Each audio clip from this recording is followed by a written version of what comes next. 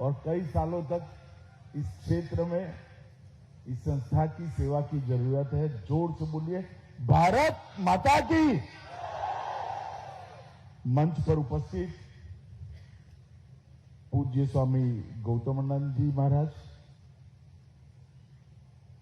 मोदी जी की कैबिनेट में मेरे साथी, मेरे मित्र, भारत के न्याय और विधि मंत्री श्रीमान किरण रिजिजू जी, अरुणाचल के ऊर्जावान, युवा और लोकप्रिय मुख्यमंत्री भाई पेमा खांडू जी, हमारे उप मुख्यमंत्री महोदय, हमारे शिक्षा मंत्री महोदय, अरुणाचल के गृह मंत्री महोदय, हमारे सांसद और अरुणाचल भाजपा के नेता श्री तापिर गांव जी, यहां पर उपस्थित अन्य मंत्रीगण, शिक्षा आयुक्त अरुणाचल प्रदेश, आज जिनके निमंत्रण पर मैं यहां आया हूं, स्वामी अच्युतानंद जी, स्वामी सर्वज्ञानंद जी, और आज इस समारोह में उपस्थित सभी सन्यासी गण को मैं प्रणाम करता हूं और उपस्थित भाइयों बहनों, आप सभी को जय हिंद कहकर मेरी बात की शुरुआत करता हूं। मैं जब भी अरुणाचल आता हूं तो हमेशा कोई सामने मिलता है और हाथ जोड़कर नमस्ते की जगह जय हिंद कहता है तो शरीर के रोंगटे खड़े हो जाते हैं। पूरे देश भर में इतनी राष्ट्रभक्ति और इतनी जागरूकता शायद मेरे अरुणाचल में ही है और कहीं पर नहीं।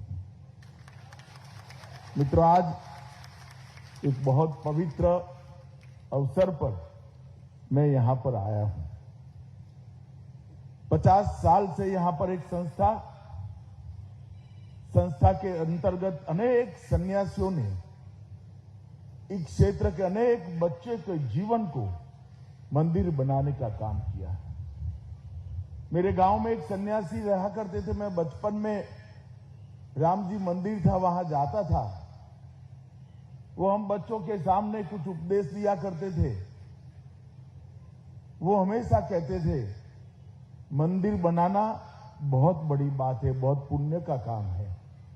स्कूल बनाना इससे भी बड़ा पुण्य का काम है, मगर एक व्यक्ति को अच्छा इंसान बनाना इससे बड़ी पुण्य की बात कोई हो नहीं सकती। और 50 साल तक रामकृष्ण मठ ने एक काम, जहां पर कोई आ नहीं सकता, सोच नहीं सकता, उस जगह पर रहकर सातत्यपूर्ण तरीके से, बिना थके, बिना हारे, अक्षय ऊर्जा कहां से मिलती है मैं समझ नहीं पाता। अक्षय ऊर्जा का स्रोत शायद परमहंस रामकृष्ण से प्राप्त करते हैं, या चेतना के स्रोत, पूरे देश के लिए चेतना के स्रोत स्वामी विवेकानंद के उपदेशों से प्राप्त करते हैं। मगर अक्षय ऊर्जा के साथ 50 साल तक अक्षुण्ण रूप से इस सेवा के भाव को चालू रखने के लिए मैं रामकृष्ण मिशन के सभी सन्यासियों को करबद्ध प्रणाम कर कर मेरा धन्यवाद करना चाहता हूं। मैं यहां आया तब मुझे हेलीपैड पर लेने के लिए हमारे मुख्यमंत्री जी आए थे, किरण रिजिजू मेरे साथ थे। वो रास्ते में मुझसे बात करते थे। अरुणाचल एक दृष्टि से देखिए तो 7 अर्थ में नॉर्थ ईस्ट है। नॉर्थ ईस्ट में भी नॉर्थ ईस्ट अरुणाचल है, और समग्र नॉर्थ ईस्ट के अंदर कई प्रकार की समस्याओं को हमने सालों तक झेला है। अब धीरे धीरे समस्या का निरसन भी हो रहा है, निवारण भी हो रहा है। परंतु अरुणाचल कभी भी इस समस्याओं से घिरी हुई नहीं देखा। अरुणाचल की समस्याओं को हमने कभी भी वो समस्याओं के कारण संताप में नहीं देखा है। इसका कारण 50-55 साल से रामकृष्ण मठ का यहां सेवा का यज्ञ जो चल रहा है। मेरे राज्य में भी रामकृष्ण मिशन की गतिविधियां हैं। देश के हर क्षेत्र के अंदर है, दूरदराज पहाड़ी इलाकों में है, आदिवासी क्षेत्रों में है। हर जगह जहां जहां रामकृष्ण मिशन ने काम किया, अपना मिशन लेकर पहुंचे, उन्होंने सबसे बड़ा काम किया स्थानीय संस्कृति, स्थानीय सभ्यता, स्थानीय संगीत, स्थानीय भाषा और स्वधर्म को बचाने का काम किया और उसको अक्षुण्ण रखने का काम किया। और पूरा अरुणाचल आज राष्ट्र की मुख्य धारा में है, अपनी संस्कृति को संजोए हुए, अपने संगीत को संजोए हुए, अपनी भाषा को भी बचाए हुए और स्वधर्म के मार्ग पर चल रहा है। उसका मुख्य कारण 55 साल से रामकृष्ण मठ के सन्यासियों ने यहां जो तपस्या करी है वो है। आज मैं यहां आया हूं तब लोथा खुनबाओ को और डांग वांग को भी प्रणाम कर कर मेरी बात की शुरुआत करना चाहता हूं। और उन्हीं के नाम पर एक क्षेत्र को नरोत्तम नगर से हम जानते हैं।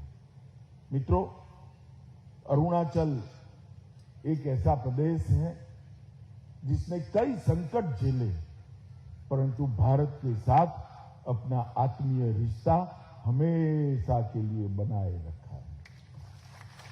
और इसलिए जब जब भी अरुणाचल आते हैं, यहां से एक ऊर्जा और देशभक्ति के संस्कार लेकर ही वापस जाते हैं। मैं अरुणाचल की जनता को बहुत बहुत धन्यवाद देना चाहता हूं, बहुत बहुत अरुणाचल की जनता को प्रणाम करना चाहता हूं। रामकृष्ण मिशन एक परमहंस की स्मृति में एक सन्यासी ने दी हुई सबसे बड़ी गुरु दक्षिणा है। भारत में गुरु दक्षिणा की परंपरा बहुत चिर पुरातन है, मगर किसी भी शिष्य ने अपने गुरु को इतनी बड़ी गुरु दक्षिणा नहीं दी होगी जो स्वामी विवेकानंद ने रामकृष्ण मिशन की स्थापना कर परमहंस रामकृष्ण जी को। गुरु के संदेश को कोई चकाचौंध के बगैर त्याग, समर्पण, बलिदान और संन्यास्त भाव से पूरे देश भर के अंदर, पूरी दुनिया के अंदर पहुंचाना और सेवा और समर्पण को ही अपना धर्म समझकर आगे बढ़ना, ये शायद विवेकानंद जी के बगैर कोई नहीं। और इसीलिए अपनी मुक्ति तथा विश्व कल्याण के लिए इस सूत्र को लेकर रामकृष्ण मिशन आगे बढ़ा है। और रामकृष्ण मिशन 125 साल लगभग होने के समय पर, जहां भारत की भूमि पर सबसे पहला सूर्य का किरण पड़ता है, वो हमारे अरुणाचल में इतने दूर सुदूर क्षेत्र के अंदर शिक्षा का, व्यक्ति निर्माण का, राष्ट्र भक्ति का और संस्कृति और सद्धर्म के बचाव का काम लेकर इतने सालों से काम कर रहे हैं। यहाँ बहुत सारे पूर्व विद्यार्थी हैं, अनेक लोगों ने देश के निर्माण में बड़ा योगदान दिया है, मगर उनको छोटे से बच्चे से अच्छा नागरिक बनाने की यात्रा ये रामकृष्ण मिशन के इस मठ के कारण, रामकृष्ण मिशन के ये मिशन के कारण आज हुई। रामकृष्ण मिशन से हमारे देश के यशस्वी प्रधानमंत्री मोदी जी का भी काफी जुड़ाव रहा। मैं इसमें जाना नहीं चाहता, परंतु मैं इतना ही कहना चाहता हूं कि अनेक रोगियों की सारवार करते करते, अनेक विद्यार्थियों के जीवन को गढ़ते गढ़ते, अनेक प्रकार की कुरीतियों से समाज को बचाते बचाते और समाज की आंतरिक चेतना जो हमारी संस्कृति होती है, इस पर की कितने प्रकार के आक्रमण को रोकते रोकते आज रामकृष्ण मिशन ने एक पुण्य का बहुत बड़ा लोक अर्जित किया है और पूरा देश ये पुण्य के लोक को प्रणाम करता है। और आज मैं भी यहाँ पर एक चिट्ठी मुझे लिखी थी अच्युतानंद जी ने, मैंने तुरंत ही प्रेमा खांडू को फोन कर दिया था कि मैं आऊंगा। मैं यहाँ जो संतगण बैठे हुए हैं, सन्यासी बैठे हैं, मैं आप लोगों की तरह सब कुछ छोड़कर यहाँ आ तो नहीं सकता हूँ, मगर सब कुछ छोड़कर आप यहाँ काम कर रहे हैं, इसको प्रणाम कर कर, उसको अनुमोदन कर कर जरूर मैं आपको यहाँ पर आकर मिल तो सकता हूँ, इसलिए आज मैं यहाँ पर उपस्थित।